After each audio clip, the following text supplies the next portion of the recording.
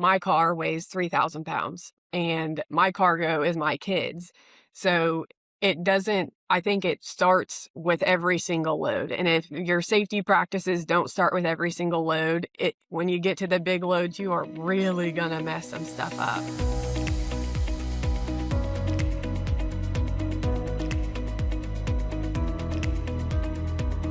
Welcome back to Forged in Focus, the podcast where we dive deep into the issues shaping the future of American manufacturing.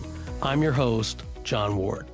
Have you ever wondered how a 160-foot long vessel, a 250,000-pound transformer, or a million-pound module actually makes it from a fab shop to a refinery? Going through city streets, over bridges, past utility lines, and into a plant with inches to spare. Today, I'm joined by Jessica King with Palletized Trucking, a company that's been at the heart of heavy haul trucking in the great state of Texas, to share some insights on that very question. Today, we're going to go step by step with someone who lives this every day in the Port of Houston ecosystem. Jessica leads Palletized Trucking in Houston, a third-generation family-owned carrier founded in 1969. They run a deep mix of equipment: lowboys, stretch flatbeds, dollies, intermodal chassis, and pair trucking with warehousing, port drayage, project cargo, even barge and rail interfaces. If it's oversized, overweight, or just awkward, they've probably moved it. Well, this is Jessica. Welcome. So excited to have you on the podcast today. Thank you. Thank you, John, for having me. Glad to be here. So how things get moved, as in big things. I get that question asked all the time. How in the world did you guys ship that big unit? So I'm really excited to dive into this with you today because you bring a world of knowledge to the table, and I know you can help clear up some of the myths and misunderstandings surrounding the trucking industry. So let's dig in a little bit. I'd love to. Go ahead and give us a 90-second version of your path into the family business and what Palletized does on a weekly basis. Yeah, so it's a question I often get asked, and I love to answer because I get to share the history of our business. But my grandparents started the business back in the 1960s, and my grandfather had an interesting story where he went into business with somebody else and lost that opportunity, and then started from ground zero with one truck and a trailer, and my grandmother working out of her house at night to build this business together. That's We great. started it in the intermodal sector, which is like containerized freight, and then eventually moved into the heavy haul, flatbed, super heavy haul space as years passed. And that was largely because we're in Houston. Houston is an energy hub, and there's a lot of things that have to be moved that come in and out of our city. And we knew that there was a need, and we didn't want to be the ones saying no. So that's really how we got our start doing the big stuff. No, that's neat. That's such a great story. A guy in a truck, Yeah, starting off with the wife probably handling all the heavy load, right, for the business getting all off the the dirty ground. stuff. Yes, yes. So basically, I know you guys, you're into the trucking, but you're also big in the storage. Isn't that Yes, correct? yes. That was kind of on a whim story. I think my grandfather said my grandmother was on vacation, and she came back and he had a property under contract, 26 acres, an industrial property, and she was like, "We're truckers. We're What not." are you doing? Yeah, "What are you doing?" He was like, he called her mom. "Oh, mom, we'll figure it out. We'll figure it out." And we did. And it's been a great addition to the trucking business. No, that's great. And you're third generation, correct? Yes, third generation. Fantastic. That's Passing the all. torch along. Yeah. Just as you are in a family business, we're same situation. It's a really great thing, and it's a really hard thing all at the Oh same yeah. time. Family businesses are a challenge. A lot of people don't realize the complexity to them. Mhm. Everyone has different interests, and just trying to bring everyone together on the same page at the different stages of their life is always a challenge. So I commend you on taking that torch and being the third generation. That's No, I fantastic. appreciate it. I love it. Yeah. I think, what we do is essential. It's necessary. There's a lot of intricacies of what we do, and it's really great to be a part of it. No, that's great. Yeah, I know you guys do the storage, you do the hauling, you barge, rail, lifting, all the port paperwork. So by you guys being able to be that turnkey solution, it really removes a lot of friction point and risk from end users and uh, fabricators like ourselves, which is Yeah. great. Well, Right. let's break down the anatomy of a big move. Everyone likes to talk about it. So break down exactly what happens in some of the different phases from inquiry all the way to delivery of a heavy haul move. Well, I mean, obviously, it starts with the inquiry, and that's probably the most critical and most crucial point of the whole thing. Um, the the most information that we can get is what helps the whole project. If you're giving us this much, but you really have this much information, it can really slow things up. It can, damage cargo. I mean, just all kinds of things. So it's really about the inquiry and understanding what the project looks like and getting as much information up front. And then after that, it's understanding how we run our businesses. Does this fit with us? Is this something that we can do? Can we do it safely? Can we do it on time? Um, and, you know, can our team handle it? If we think that it's not something that we can truly handle with success, we're going to tell our customer no. Yeah, Um, that makes sense. yeah, and I think that that's probably the second most critical point. And then beyond that, it's, understanding, final destination, the routes, the permits, what it's going to require to actually get the load moved there. People don't think you have a 20-foot vessel. Now it's on top of a trailer that has a 2-foot deck. So now you're at 22 foot. Those power lines and those street lights and all of those things that have to be moved to get somewhere, and a lot of times that's done at night, so the general public isn't really aware of what's going on. So Right. there's a lot of steps that it takes to get these critical moves, accomplished and accomplished safely. Yeah, we'll a lot of times we'll pull them out of our fabrication shop. We'll put them on the side road there, and for days people are sitting there going, "Why aren't you guys moving this thing?" And we're sitting there going, "Well, we got to wait for state trooper escorts. We've got to wait for bucket trucks, escort trucks. There's a whole crew that is involved with moving a large load like that." So when you're looking at a project, where do you see it slip most often? Is it permits, utilities? Is it that last mile at the plant? What are the biggest constraints of those loads? Um, I mean, there's several constraints. I mean, you can encounter all different kinds of issues, and every load, every project is different. I think where I see our biggest struggle, and obviously I'm not in the field every day, so I'm not boots on the ground. I get secondhand information. But when I see the challenges arise is when we don't get the information right up front. If you tell me that you fabricated a tank that's 20 foot tall and now it's 21 foot tall, everything that we've done to be successful in that project has to stop and has to be redone.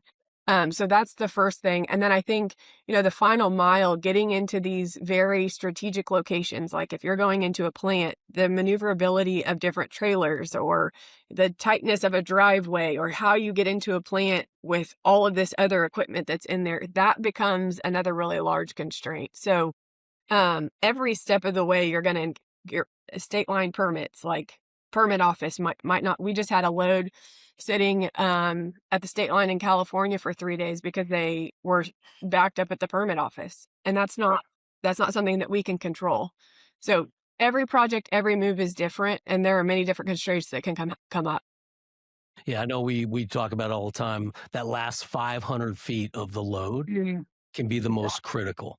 I Yeah. mean, getting it right to where it needs to be in that plant with all the constraints of the piping, their other equipment. It's that last 500 feet that means so much. Yeah. So let's talk about the equipment. Teach us about the gear.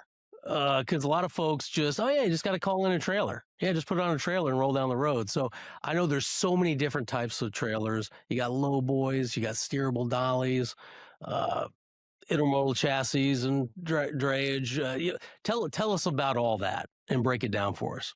Yeah, so I'll kind of break down each sector of our business. So you have the intermodal business, which is container drayage, and those chassis are standard chassis. Most people use pool chassis. We have our own pool, which makes us kind of a differentiator in the market where we don't have to rely on anybody else's equipment.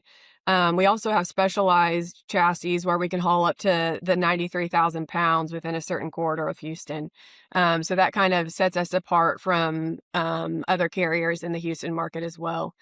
And then you look at the flatbed division, and that's just standard flatbeds. What most people think when they hear trucking, they're thinking about, oh, a trailer and it has two axles on the back, and that's how things get moved. But then you think about the bigger stuff, like what y'all do, the incredible things that y'all do. Those take really specialized trailers. And just as technology is increasing in other areas of our lives, like we think about ChatGPT, we think about cameras and things that we have on our homes, all of that technology is increasing in our world too. So like steerable, like you said, steerable trailers, the hydraulics, the technology that we're seeing on these trailers is like, it's advancing so much. So it takes a lot of that specialized equipment. You think about a tank getting into a plant and you have a 90-degree angle. You can't just steer a trailer to get into that plant. You have to, at times, have to have a steerable end to it to be able to maneuver around specific areas. So really, each sector of our business has different equipment that's all very specialized. Yeah, I remember the first time, it was probably 25 years ago, the first time we were pulling a really, really large, one of the largest units that we ever built out of our Charlotte, North Carolina facility. And they kept talking about this steerable dolly Hmm. coming. And I'm sitting there going, a steerable dolly? What in the world is that? And basically, it's a guy on a remote control almost on the back end, and that whole rear end will rotate so that they can get out and really do a 90-degree turn on an extremely long unit, which blew my mind Right. when we got that up out of our shop and turned on Harris Boulevard. There, it was pretty neat to watch. I think one thing else I'd mention just about that and the, like just the example that you gave, it takes a very specialized person with specialized knowledge to be able to do it and do it safely. And I think, you know, there are many carriers that do what we do, and we have a lot of competition. We love competition. That's what it's about. But I think making sure that you have good qualified people that can understand what it takes, the precision that it takes, like how those units can be affected on a steerable trailer and how those can shift and those kinds of things. Um, so with that equipment comes a lot of knowledge. Yeah. Oh, yeah. I agree. I met a lot of the drivers and the individuals that come through. I mean, they're degreed. A lot of them are degreed individuals. I mean, they are highly skilled individuals driving these trucks to make sure that they get to the destination safely. Very cool. So let's talk about a possible wrong tool for the job situation. Okay. You want to lead me? Do you have one off the top of your head to where someone called and said, "Hey, we want to move this load. We need an XYZ," and you showed up with it and it was completely wrong Oh, yeah. for I what mean, they needed. phew, yeah. We'll get requests through our quotes team and they'll say, "Hey, I need a flatbed and it's standard legal load." And we get out there to move it and we're like, well, this is 4 feet higher than it should be. And, we have to go change out equipment. I wouldn't say it happens all the time, but I think just understanding your audience and understanding who's really the expert. We're fortunate that we live in Houston and there's a lot of people that know about transportation and kind of what it takes. So we work with some really bright people that can lead us down the right direction. But then there are other times where that doesn't necessarily happen. Um, and the other situations that we encounter are like, hey, I have a hundred best unit project and it starts in 5 days. You quoted this 5 months ago. It's starting in a week. Where, where are your trucks? And it's like, "Okay, well, we're already dedicated to another project." Um, so the situation, they're all different. They're There all are many different. Yeah. different situations, yeah. So going back to that one where the unit was 4 foot taller, is that where you would bring in maybe a low boy trailer? Yeah. I to mean, it kind of just solve that? depends. Yep. Yeah, Low boy, double drop. I mean, it real load by load. It's, it how depends. Yeah, wide is it? What's the weight distribution of the trailer, the axle spacing? There's so many things that go into it. yeah. Well, let's talk about a couple case studies. The first one here that I want to talk about is let's move a large diameter, extremely tall, in wall pressure vessel. So, really big on width, really tall, but not very heavy. What are some of the things that we should be telling you about that, and what are the critical aspects of that type of a haul? So diameter, yeah, that's great, but does it have any components that are coming off of the unit? Is there anything that's removable? Can we condense it in any way to make it more movable, more movable? Um, yeah, I think just and what's the end use? Are we going into a plant where it absolutely cannot be taken apart and it has to be as is when it gets to the plant? Or is there a place where you can put the unit back together? That kind of information is really critical for us being successful in the move. People don't think like, okay, you have a pressure house, that's fine, but then sometimes they have flanges that come off of it or, different components, and that changes everything. Everything. So you Everything. really need the in total outside enclosure dimensions from somebody. Preferably the engineer Yeah, drawing, yeah, and what are the securement points? Because a lot of, I mean, engineers are working on these things, and they have specific information that really help us transport it. yeah. Now, height versus width. Mhm. Which one's the killer? Ah, so Houston infrastructure is wild. I mean, we have so many freeways and bridges and height restrictions. Like we talk about route surveys. So when you talk about height, so many bridges get hit in Houston, and the surrounding areas. I think for me, if I were to answer that, I would say height. Um, our drivers would probably say both because we had a load a couple weeks ago. They were telling us to go down a busy street. Busy street was not marked as a construction zone. It was when we got there, it was a construction zone, and the detour went over railroad tracks. So it's a low profile trailer, doesn't have much clearance to get over it. So if you get on over railroad tracks, that center is going to get stuck. So we had to back out of the construction zone like a mile with this huge big unit on us. Um, and it was a wider load. It wasn't much height to it. So, you know, I think our drivers would probably tell you both. Okay. So really your route is super critical as well. Oh my goodness. And it And changes so day yeah, to and day. it changes. And that's the scary part. You might quote it today Yep, and okay, here's our route to get from point A to B. It might be 20 miles away, but it might take you 120 miles to get there. But then when you actually go to pick up the unit, the route could be totally different. yep, 300 Detours, miles. yeah, construction, it could be 300 miles at that point. Exactly. So how often do you guys check that route? When you know you've got a load, are you checking that daily?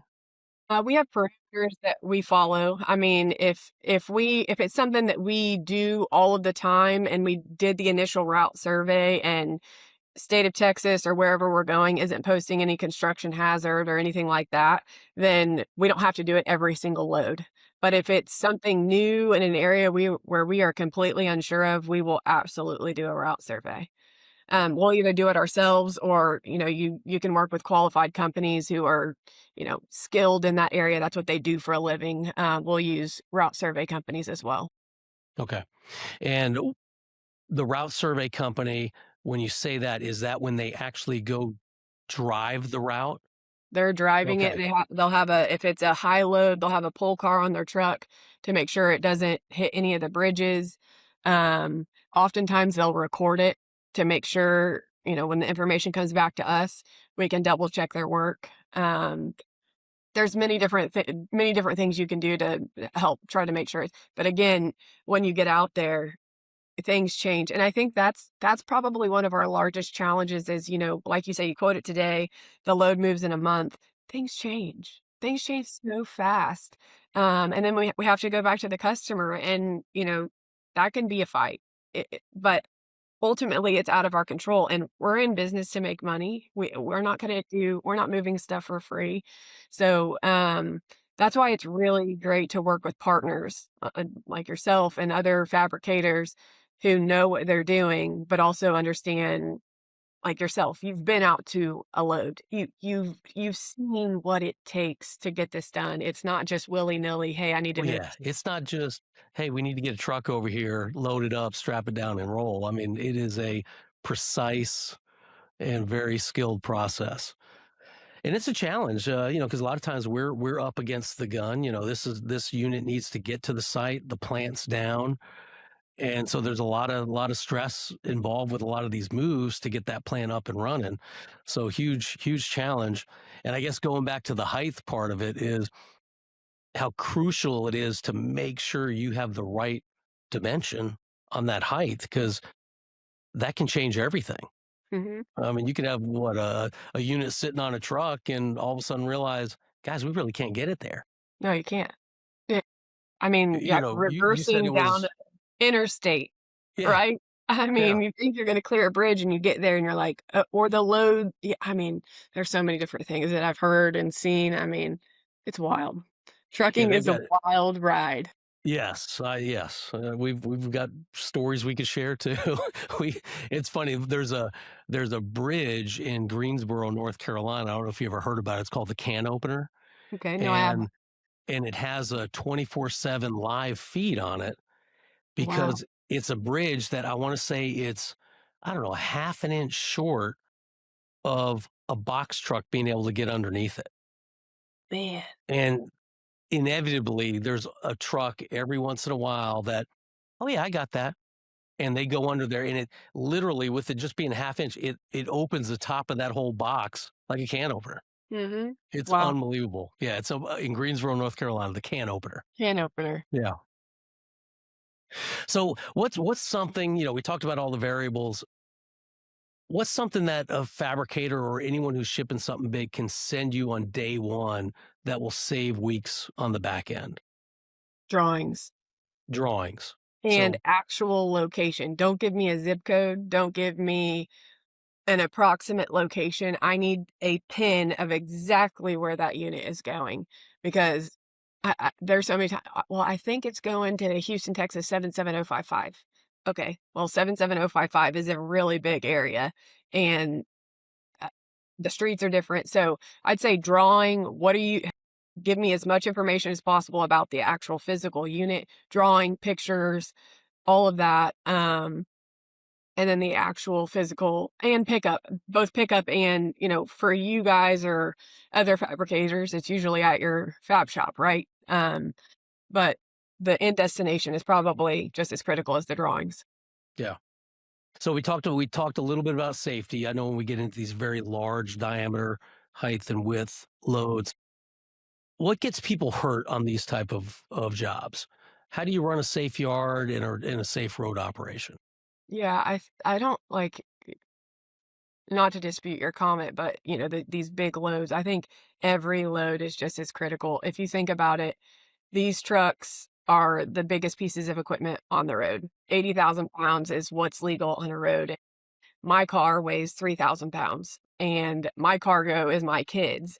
So I think it starts with every single load. And if your safety practices don't start with every single load, when you get to the big loads, you are really gonna mess some stuff up. Um, so there's that. When I've seen it go wrong, I have this. I don't say it often enough, but you can teach equipment.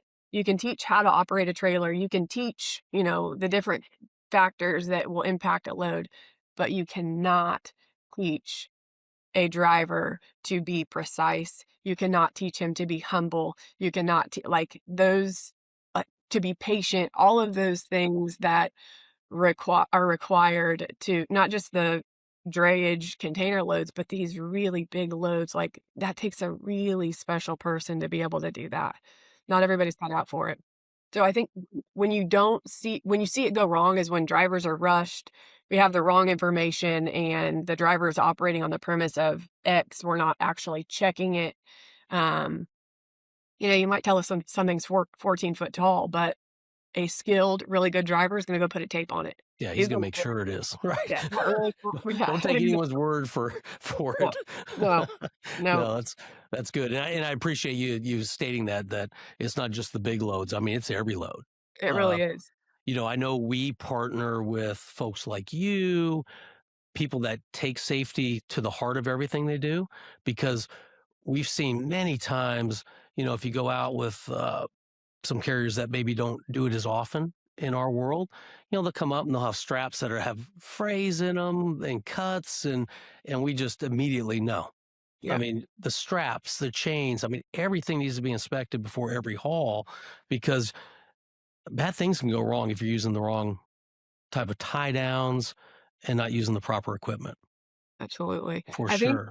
what the other thing I'd add about from the safety aspect, we have a dedicated safety team. Like, they're in our office. We have 6 people. They're in our office every single day. We have a director of safety and a team, that works alongside him. We're doing, many different inspections on our equipment and our loads. You have to be super careful with the carriers that you're working with because they'll say they have a safety department.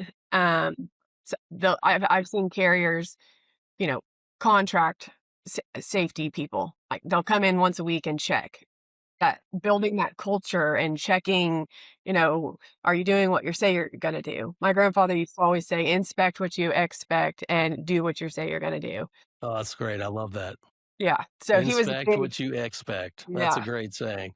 Yeah, and he used it kind of to the extreme, Yeah, at times, not just from a safety perspective, but everything. Um, but it's definitely something that we say in our business. that's great. So, Port of Houston, I know you guys are over there a lot. Yeah. Explain a little bit about that process, the drayage and port cargo that goes through Houston. Yeah, Port of Houston, wow, it's really incredible what they do and how much they've expanded through the years and what they're doing to build up their infrastructure to handle larger vessels, and, um, it's really incredible. They have a great operation. I think that, it's difficult. I think any port is difficult. Think about it, you have a vessel coming in and it has thousands of containers on it, and the organization of those containers and loading them on the proper truck with the right container number. Again, it goes back to safety practices, making sure when you get in there, you're doing it the right way. And then the second thing is verifying the information and getting out the right stuff. I mean, I've I've seen situations where we've gotten the wrong box on us and, taken the wrong box back, not to throw ourselves on if it happens. Oh yeah, mistakes happen. Yeah. Oh, for sure.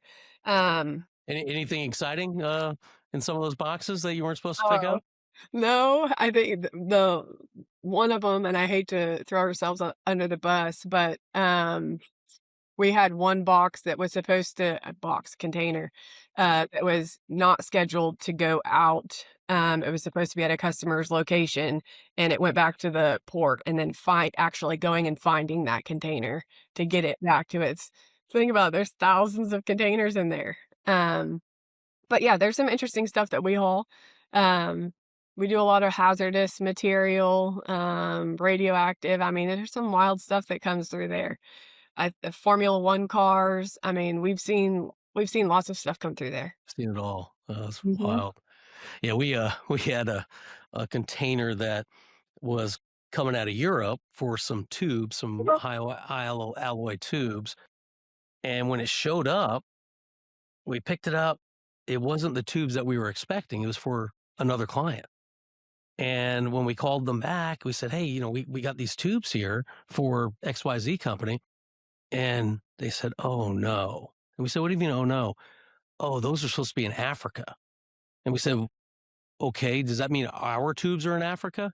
And sure enough, our container was in Africa 8 hours off the coast, and to get that and find it and get it back to the US was an absolute monumental effort. Yeah. And of course, it was for a unit that we needed them really bad. Yeah. So, Yep. uh, yeah, that was a challenge. They ended up having to air freight them over to get them Wow. to us. Yeah, Yep. it was a wild one. So, yeah, making sure the right containons get to the right spot is very Absolutely. crucial Yeah, for and that they're sure. sealed and all of the yeah, I mean, poor I've sat in both sides of our business, the flatbed heavy haul, the skill set that is required on that side of the business is, criticality of precision, of height and width, and every load is different. And then sitting in the intermodal side, the precision and criticality of timing and accuracy, like, they're both such different animals. They're not alike in any regard other than they're pulled by a truck, uh, but they both require different skill sets. Yeah, that's interesting. All right, let's do another case study. Instead of the large diameter, long length, let's do a very heavy, dense cube like a transformer, a press, or a heat exchanger. Okay. A lot of weight in a small area. Yep. Talk about how that load would be a lot different than a larger diameter, lighter weight load. Yep. Weight distribution. That's the first. I mean, you talk about a small unit on a small trailer that has weight centralized in one location, what's going to happen? Trailer is going to break. Um, so making sure that you understand center of gravity on the trailer, the placement on the trailer is super critical, and understanding the equipment that it's going to need, axles, axle spacing, how much weight can the trailer actually handle. When you talk about the steerable dollies or the stingers or the Jeeps, how you add on these additional components to these trailers to allow the weight to be distributed further on the trailer. A lot of people don't think about that. Oh, we can just put this transformer on that truck and you turn something some way, that trailer is going to bend. It is like there, and even like I know you've seen it. I get amazed by this stuff. Like you get on these loads or on these jobs that have these super heavy transformers, and when you're turning, these trailers are made to bend and Oh, move, yeah. just be stiff, but you see it and you're like, oh my God, You like can hear it. I mean, you can hear it creaking, and you're like, oh, it's going to be okay. oh, yeah, I mean, it's wild, but they're designed like our most brand new trailer, you can put one on a trailer that's 10 years old or brand new, and they all do the same thing. They're all made the same way, but it's scary. It's Oh, yeah. Yeah, you're like, "Oh, we'll go I hope this doesn't roll off." right. Yeah. Because it's flexing. I mean, it's built to It's like flex yeah, and move. exactly. So so the challenge with that, though, is if you're going, across multiple states, every bridge isn't built the same, Yeah. correct? Yeah, right. So first off is the equipment, right? Making sure you have on the right equipment. And then second to that would be the route survey and how you can permit it. Like if you when you're driving on a road, for those that that are listening to your podcast and don't really understand, they see a sign and it says max weight limit 80 tons, or they have these weight limits. They even have those limits on the road, because think about, you have a 150,000-pound load going over the same freeway every single time. It's just going to deteriorate, right? So, certain roadways don't allow certain weights. And then you think about bridges. You get something too heavy on a bridge, what's going to happen? Same thing that's going to happen on a trailer. It's going to break, or it could break. Um, so yeah, just really route survey and making sure you understand where you're going. And again, the end destination. Do we really know where the end destination is to get it in there? No zip code, right? Zip code. You need And an address. how is the unit gonna be lifted off? Like, once it gets to the like, let's say we're taking a transformer to a plant, that unit is not getting off that trailer on its own. So now you have to think about, I need a crane to unload it, and what is the spacing of the crane? How much area does the crane take, to get that unit off of the back of my truck? So there's a lot of critical points, and then permits and escorts, all of those things, which are standard, but most people don't think about those things. Yeah. So Talk about the price. What really drives that price? You got risk, you got schedule. Uh, Talk about that a little bit. Seasonality. I mean, is there a cheaper time of the year to ship than other times? If insurance had a seasonality or, those kinds of things had a seasonality, I'd say, yeah, there's seasonality to it. But I would say with the rising costs of transportation, you said the word risk. I mean, it's all about risk. Pricing, most trucking companies look at different components of moves. You have your what we call line haul, what is the distance to get there? And then all of the other things that it takes to, is it a heavier load? If it's heavier, it's going to take more fuel. If it's heavier or wider or taller, the route is going to be different. So there's more miles. All of those components have to be accounted for. And then all of the vendors that we have to work with, the escorts, permits, buckets, pull cars, how we do it, and a lot of our customers will fuss and fight with us. We take too long to get pricing back, and we do our best to make sure we are giving our customer an all-in estimate. We want them to understand full scope of what their project is going to take, from a cost perspective. We don't want to just give them, okay, well, your line haul is $50,000, but you're going to get an invoice a couple months later once we get all of our invoices for whatever they invoice us plus 15%, and they have no idea. We do not want to do that. We try to price everything up front. Um, Insurance is a big factor in our pricing. Our standard insurance is more than most trucking companies. Our standard policy is up to $1 million, and we can buy up even higher. So, that costs. And then other things that people don't think about, the maintenance on the trucks, and all of those factors go into price. Yeah. Talking about insurance, do most folks actually insure the value of their load? That's an interesting question, John. um, Because I know we do. So, yeah, if it's a $750,000 unit, I mean, we'll insure it and ask you guys to insure that yeah. up to that amount. I What think do you see out there? Do people do it or not? both. We will Okay. a lot of people will say, "Hey, our unit is $750,000. We need you to secure the insurance." Some will say, "We're going to sign a waiver and say that we're insuring it because we don't want to pay the extra $1,000 or whatever it is." I don't know if there's one way that's better than the other. My uncle Mike King, our CEO, he always says we have so much insurance so we can sleep at night. I mean, it, but it's necessary. So I see it both ways. To answer your question, some people, but the horrible thing is, in our business, sometimes like we'll get a quote for a transformer and they'll say, "Hey, quote this transformer." And when we hear the word transformer, we're like, "Oh, that's worth a lot of money." And we'll ask the value. They don't disclose the value. And they're like, "Oh, we're not sure. Just quote it as standard insurance." We're like, "Well, that's not going to be standard." So we have to make sure we're like this is in writing. They said standard insurance, and this is all that it's going to be insured at. Yeah. Give us a $10,000 mistake example and how to avoid that. Maybe information we don't pass along that turns out to be, oh man, I wish I'd known that before I passed that cost on to my customer. Yeah. I can think of a recent example, loads going to different states, and then, it's escorts and bucket trucks. The requirements are by state, but then different counties and different towns can require different things, and you don't truly know until you get there. So think about how many counties are in the state of Texas or North Carolina. To call literally every single county to understand what their escort laws or rules are, is very time consuming. So those mistakes can really cost us money.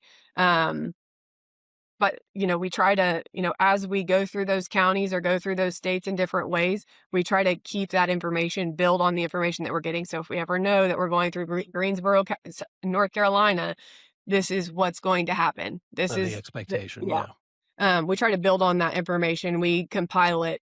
So I think that's probably where some of our largest mistakes come in, or Gotcha. additional costs to our customers. Inspect what you What expect, right? Yes, There Rex. you go. I Yeah, love that. yeah, I'm gonna use that. you should. That's gonna stick with me for a while. That's awesome. So you touched on technology a little bit earlier. So in the trucking industry, what's some real world usefulness in technology versus hype? Gosh, I mean, cameras are huge.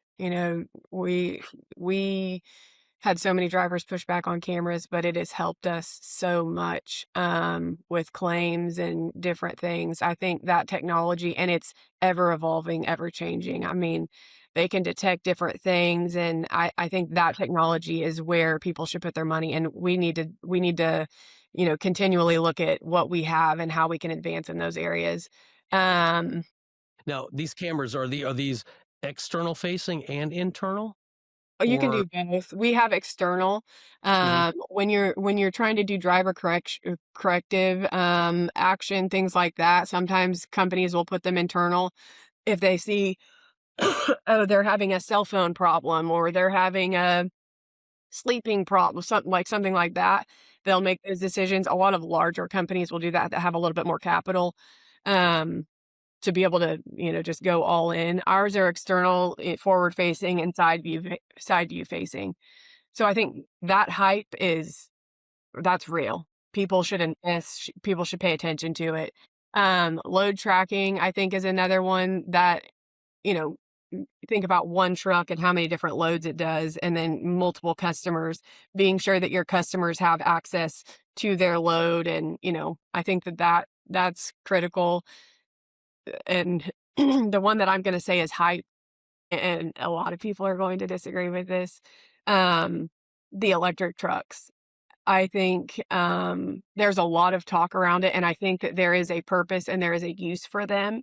I think on standard loads, drayage, and those kinds of things, flatbed loads, okay, I you could see understand, and that maybe yes. But then you coming think into about play. these absolutely, I mean, that's the way of the world. But when you talk about, "Oh, all trucks are going to be electric," tell me what kind of battery is going to haul a 150,000-pound transformer through the Rocky Mountains to get to, I mean, that's It's not crazy. gonna happen. Right. No. I mean, not right now, maybe not in my lifetime. But I think that there's a lot of hype around that, and I think the other thing that people don't think about around the technology of electric trucks, charging stations, they're they cost a lot. Right. Yeah. Yeah, And then to pull up a 18-wheeler to a charging absolutely. station, There you you go. need a lot of room there. Exactly. That, and then the second piece of that is it's hard to find diesel mechanics. Like, we have a hard time finding and recruiting good diesel mechanics. Where in the hell am I gonna find an electric battery mechanic? I mean, li like, honestly, you can't just go pull those out of a hat. I was hearing horror stories, guys were buying electric trucks, and they were having to ship the truck back to Ohio to the facility to be worked on because they couldn't find mechanics, and then getting it back, just 4 or 5 months, the truck was out. So think Oh about yeah, that's downtime. it's yeah, you can't survive that kind of downtime No, you at can't. all. And those trucks, I mean, and the batteries are heavy. I mean, you think about an engine, the batteries are heavy. So, personally, I there's a lot of hype around electric trucks. I think for what we do, I think that's gonna be a while. Yeah, But I would agree. yeah. So But I'm on the the same page as people you. people love to talk about it. I mean, Oh yeah. everything's gonna be electric, and I'm sticking to my diesel. Yeah, I'm with you. I would too. Yeah. Right. So, well, listen, I love your trucking with Jessica Great. uh, on social media. So you do a lot of great social content on there and education pieces for folks. So keep doing that because that's Appreciate that. fantastic. I appreciate that. It's fun and it's a good outlet. We started that to really try to control the message. You know, a lot of people Yeah, talk about what's going on. A lot of people are uninformed and not really educated about what it takes to move things, and that's why we really started it. yeah, well, that's good. Yeah. All right, so we talked about doing some myth busters here. Okay. So, one myth that you hear out there, any flatbed can carry my 12-foot wide building. Good luck. Have at it. It's not gonna be Palletized doing it. Good luck, Yeah. because they need what? Permits? Yeah. They got a lot of issues around that. Mhm. All right, other myth that I've heard out there is height doesn't matter if it's just a few inches Good luck. over what Yeah. they gave you. Good luck again, right? Yeah, good luck again. It won't be us. Yeah. Yeah, bridges, I mean, it's definitely a myth. Yeah, because if a vessel or a load hits a bridge, it's game over. Game over. I mean, every inch matters so much when you're talking about the height of a Not load. like, not even just the okay, the vessel, great. Tank, great. Like, it's gonna be damaged, okay, it can be fixed. Yeah. Bridge, people are driving on it every day, but the most critical part is if that thing hits a bridge and falls off the trailer and there is a car beside that Yeah. unit, what are like, why? What Yeah. what would we even no. Yeah. Yeah, no, so that is absolutely a myth. Good Yeah. luck. Because I will say I've heard that many, many times Mm-mm. of I just, mean, oh man, it's only a couple inches. yeah, there Well, there are some rogue carriers out there. I'll tell you one story real fast. I know we have a time. Um, we were asked to do the 93,000 pound loads that I was talking about through Houston corridor, and we were a little iffy on quoting these loads. We weren't sure that we were going to do it, so we went out and did a route survey. And by golly, we get out there, and there are several carriers hauling these heavy, heavy containers. We look up to see if they have the permit. They don't have the permit to be hauling this load. oh jeez. So, like, I mean, we're like, okay, we're not going to quote this. We don't want to play in that space. If they're using these road carriers to haul the same material, I mean, we're going to price ourselves out anyways because we're not going to Yeah. do it. Yeah. Uh, so, yeah, a few inches doesn't matter. You better check the carrier that you're working with. Yes. Yes.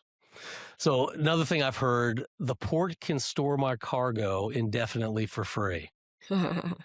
Ah, yeah, I've seen that happen. I've seen a $26,000 bill come and, uh, yeah, no, that is not true. You better check the number of days that you have for free and what happens after that. Because the dollars add up pretty quick, don't they? Fast, so Yeah. fast. I mean, think about it. They have so many vessels coming in with containers. They need that space. Yeah. Uh, they can't store it for free. They're in it to make money too. Yeah. So last myth, Buster here. Okay. Carriers love last minute big moves. Absolutely false. That is a oh, yeah. No, that's not a thing. That shouldn't be a Yeah. thing. Yeah. And we Because understand, like, it can happen, right?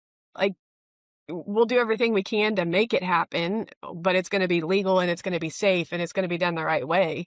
But it's not fun. all right. That's not Because fun. without proper planning, the execution could fail. I Yeah, mean, the percentage of failure goes up drastically. And so the absolutely. more time that you have to plan, the better you can execute on that plan. Absolutely.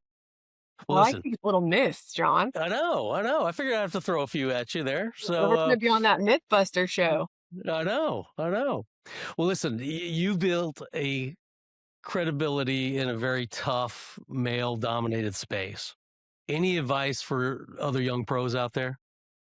Um, I get asked that question a lot. Being a woman in this industry has been really great and it's been really challenging. I think the great part about it is um it's given me an opportunity to get out there and prove myself and that this isn't just an industry cut out for men.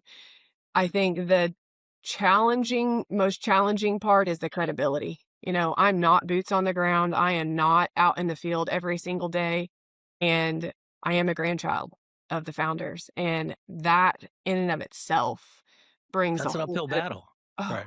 gosh. I mean, week one, I think I quit 5 times. I was like, I am out. Like these people think I'm here because my last name's King and I want to be here. I want to learn.